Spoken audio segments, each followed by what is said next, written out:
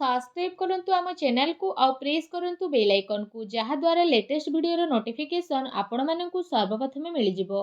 नमस्कार बंधुगण आपण मानकु आम यूट्यूब चैनल को स्वागत। बंधुगण आज वीडियो रे जानिबा आगामी ए 15 दिन आपणकर किपरि कटिबो से विषय जानिबा, किंतु यहा पूर्वरु जदि चैनल रे नुआ करि आछंती तो चैनल को सब्सक्राइब करिनेबा सह पाखरे आसुथुबा बेल आइकन को क्लिक करंतु। स्वयं भगवान श्रीकृष्ण कहिसंती एते आपण सीधा सीधा हुअंतु नाही, कारण जंगल रे रहुतुबा सीधा गछ को ही सर्वप्रथमे कटा जाई थाए।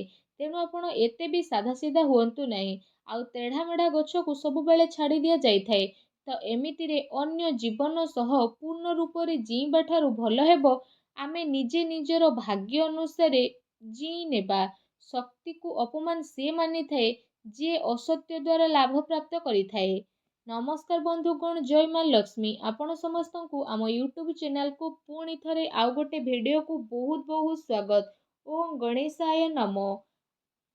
आज आमे आपण माननकु कहिबु आगामी ए 15 दिन आपणकर किपरि साब्यस्त हेबो।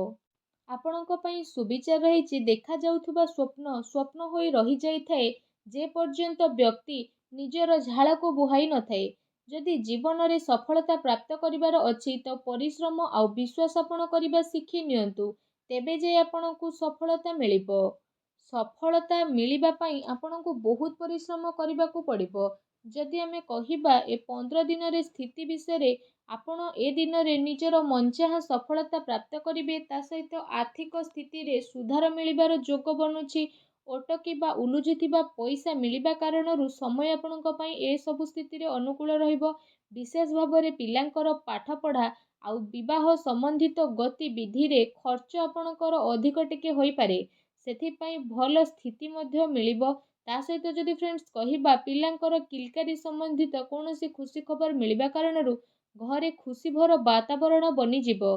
विशेष भाବରେ सरकारी कार्य जदि आपणकर चालुथुला तो ए सबु दिन रे कौनसी महत्वपूर्ण व्यक्तिंकर परामर्श आपणक सपक्ष रे मध्य जाई पारे। कौनसी धार्मिक स्थल रे जिबार स्थिति मध्य बनुछि। कौनसी भी कार्य करिबा द्वारा विवेक आउ धैर्यर सह काम करंतु, कारण भावना रे ने जाइथिबा निर्णय आपणक पई नुकसान होई पारे। जमीन जायदाद संबंधित सबु कागज करबाई करिबा समय रे लापरवाही आदु भी करंतु नाही, अन्यथा कौनसी प्रॉब्लम रे आपण फसी पारंती। विद्यार्थी को निजर पाठ पढ़ारे ध्यान केंद्रित करिबार आवश्यकता रहिछि। प्रॉपर्टी बिजनेस आपणकर फाइनल होई पारे, सावधान सह करंतु। ता सहित व्यवसायी पार्टी ए सबु अर्थात व्यापारिक गतिविधि आपणकर बहुत भल रहिबो। सरकारी चाकरी पेशा लोकंकु स्थान परिवर्तन संबंधित भल खबर मध्य मिलिबो। परिवार जनक सह भल समय को व्यतीत करिबारे आपणको बहुत ही खुशी अनुभव हेबो। प्रेम संबंध रे आपसिक सामंजस्यर स्थिति कारणरू आपणको खुशी अनुभव हेबो।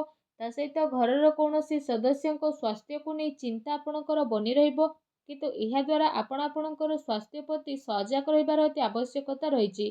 किछि कथा इच्छा विरोधी हेबा कारणरू दुख आपणकर बनी रहिबो, किंतु निजको ए सबु कथारू बाहर करिबा आपणक पई आसान मध्य होई पारे। ए दिनर व्यवहार आपण भावनात्मक रूप रे न करी निजर काम करिबा पई आपण ट्राई करि नियंतु।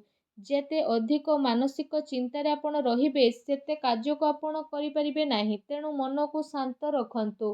काम सिलसिला रे कौनसी व्यक्तिंक सह कथावार्ता करिबा समय रे शब्दर उल्लंघन करंतु नाही, नचेत परे प्रॉब्लम रे पड़ी पारंती। रिलेशनशिप सह जड़ित कथा स्पष्ट रूप रे सामना को आसीबो।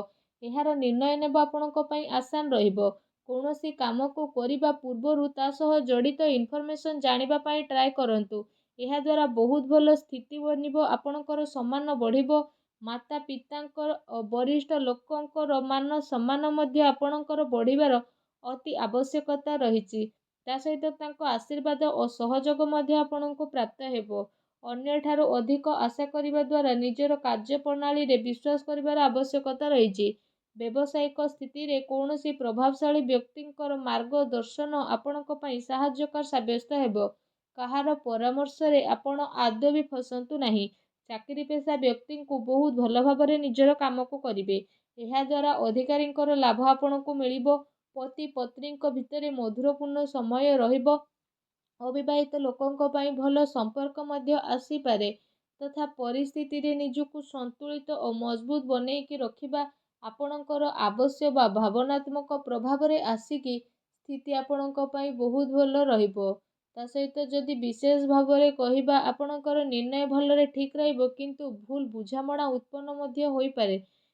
କାମ ଦ୍ୱାରା ଆପଣଙ୍କୁ ପରିବର୍ତ୍ତନ ମଧ୍ୟ ଆସିପାରେ। ତା ସହିତ ଯଦି କହିବା ପାର୍ଟନରସିପ୍ରୁ ଦୂରେଇ ରହିବା କାରଣରୁ ଏକାପଣ ମଧ୍ୟ ଆପଣ ଅନୁଭବ କରିପାରନ୍ତି।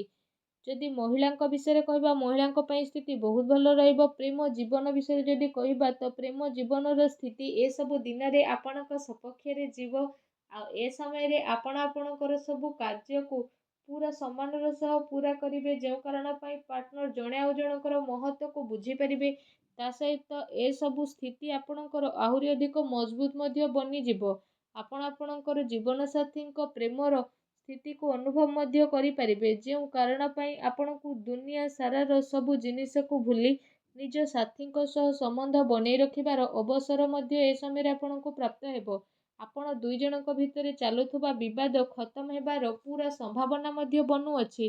ତା ସହିତ ଯଦି କ୍ୟାରିୟର ବିଷୟରେ ଆଲୋଚନା କରିବା, ତ ଏ ସମୟରେ ବିଶେଷ ରୂପରେ ସେ ସବୁ ଲୋକଙ୍କ ପାଇଁ ଭଲ ବା ସଫଳତା ସହ ରହିବ ଯେଉଁମାନେ କୌଣସି ପ୍ରକାରର ଶିକ୍ଷା ବା ଲେଖନୀ କ୍ଷେତ୍ରରେ ଜଡ଼ିତ ଅଛନ୍ତି। ଶତ୍ରୁ, ଶୋଧକର୍ତ୍ତା, ପତ୍ରକାର, ଲେଖକ ଆଉ ଶିକ୍ଷା ସମ୍ବନ୍ଧିତ ଜଡ଼ିତ ବ୍ୟକ୍ତି ବିଶେଷଙ୍କୁ ଏସବୁ ଦିନରେ ବହୁତ ଅଧିକ ଆନନ୍ଦ ପ୍ରାପ୍ତ ହେବାର ଅତି ସଂକେତ ବନୁଅଛି। ଏ ଦିନରେ ଲମ୍ବା ଯୋଜନାକୁ ଆପଣ ବନେଇ ନିବେଶ କରିବାର ସ୍ଥିତି ମଧ୍ୟ ବନୁଛି। ତା ସହିତ ଏସବୁ ଦିନରେ ଆପଣ ସେ ସବୁ ପ୍ରୟାସର ଲାଭ ପାଇବେ ଯେଉଁ ସବୁକୁ ଆପଣ ପାଇବାକୁ ଟ୍ରାଏ କରୁଥିଲେ ଆଉ ବହୁତ ଅପେକ୍ଷାରେ ମଧ୍ୟ ଆପଣ ରହିଥିଲେ। ଯଦି ଶରୀର ବିଷୟରେ କହିବା, ତ ବିଶେଷ ଭାବରେ ଶରୀରରେ ଆପଣଙ୍କର ସୁଧାରତା ଆସିବ। ପୁରୁଣା ବେମାରୀରୁ ଆପଣଙ୍କୁ ଛୁଟକାରା ଅନୁଭବ ହେବ, କିନ୍ତୁ ମଝିରେ ମଝିରେ ଆପଣଙ୍କୁ ଟିକେ ଟିକେ ପ୍ରୋବ୍ଲେମ୍ ଆସିପାରେ। ବା ସାବଧାନ ରୁହନ୍ତୁ। ଖାଦ୍ୟପେୟ ଉପରେ ବିଶେଷ ଭାବରେ ଯତ୍ନ ରଖନ୍ତୁ। ଲମ୍ବା ସମୟରୁ ଆପଣ ଯାହା ଚାହୁଁଥିଲେ ସେ ସବୁ ଆପଣଙ୍କୁ ମିଳିବ। ସମସ୍ୟାର ଉଚିତ ହାଲରେ ପହଞ୍ଚିବା ପାଇଁ କୌଣସି ସଠିକ୍ ବ୍ୟକ୍ତିର ଆପଣଙ୍କୁ ପରାମର୍ଶ ନେବାକୁ ପଡ଼ିବ। ତେବେ ଯାଇ ପ୍ରତିଦିନର ସମସ୍ୟାରୁ ଆପଣଙ୍କୁ ଛୁଟକାରା ମିଳିବ। ଏମିତିରେ କୌଣସି ମେଡ଼ିସିନ ଡକ୍ଟରଙ୍କ ବିନା ପରାମର୍ଶରେ ନେଲେ ଆପଣଙ୍କୁ ପରେ ପ୍ରୋବ୍ଲେମ୍ ଫେସ୍ ହୋଇପାରେ। ଭାଗ୍ୟର ପୁରା ସାଥ ଆଗାମୀ 15 ଦିନରେ ଆପଣଙ୍କୁ ତ ପ୍ରାପ୍ତ ହେବ, କିନ୍ତୁ ଯଦି ଉପାୟ ବିଷୟରେ କହିବା, ତ ଆଗାମୀ 15 ଦିନରେ ଭଗବାନ ଗଣେଶଙ୍କର ପୂଜା ଆରାଧନା କରନ୍ତୁ। ଘରୁ ଯେତେବେଳେ ବାହାରକୁ ଯାଉଛନ୍ତି ପକେଟରେ ଦୁବ ନେଇକି ଯାତ୍ରା ଆରମ୍ଭ କରନ୍ତୁ। ନିଜର କ୍ରୋଧ ଉପରେ ନିୟନ୍ତ୍ରଣ ରଖନ୍ତୁ। ତା ସହିତ ସବୁବେଳେ ସତ କହିବା ପାଇଁ ଟ୍ରାଏ କରନ୍ତୁ। ଦେଖିବେ ଜୀବନର ପ୍ରତିଟି କ୍ଷେତ୍ରରେ ଆପଣଙ୍କୁ ସଫଳତା ପ୍ରାପ୍ତ ହେବ। ତା ସହିତ ଆପଣ ପରିଶ୍ରମ କରିବାକୁ ଆଦୌ ବି ଭୁଲନ୍ତୁ ନାହିଁ। ଯେତିକି ପରିଶ୍ରମ ଏଇ ଆଗାମୀ 15 ଦିନରେ କରିବେ, ସେ ପରିଶ୍ରମର ଡବଲ ଫଳ ଆପଣଙ୍କୁ ପ୍ରାପ୍ତ ହେବ। ତେଣୁ ଏହା ରହିଲା କି ଆପଣ କେତିକି ପରିଶ୍ରମ କରୁଛନ୍ତି ଆଉ କେତିକି ଆପଣଙ୍କୁ ଫଳ ମିଳିବ। ଯେତିକି ପରିଶ୍ରମ କରିବେ ତାର 2 ଗୁଣ ଫଳ ଆପଣଙ୍କୁ ପ୍ରାପ୍ତ ହେବ। ତ ଆଶା କରୁଛି এই ଭିଡ଼ିଓଟି ଆପଣଙ୍କୁ ଭଲ ଲାଗିଥିବ। ଯଦି ଭିଡ଼ିଓଟି ଭଲ ଲାଗିଥାଏ ତ ଭିଡ଼ିଓଟିକୁ ଲାଇକ୍ଟେ କରନ୍ତୁ। ଆଉ ଯଦି ଆପଣ ଚ୍ୟାନେଲରେ ନୂଆ କରି ଆସିଛନ୍ତି ତ ଚ୍ୟାନେଲକୁ ସବସ୍କ୍ରାଇବ୍ କରିନେବା ସହ ପାଖରେ ଆସୁଥିବା ବେଲ୍ ଆଇକନକୁ ବି କ୍ଲିକ୍ କରନ୍ତୁ। ଧନ୍ୟବାଦ।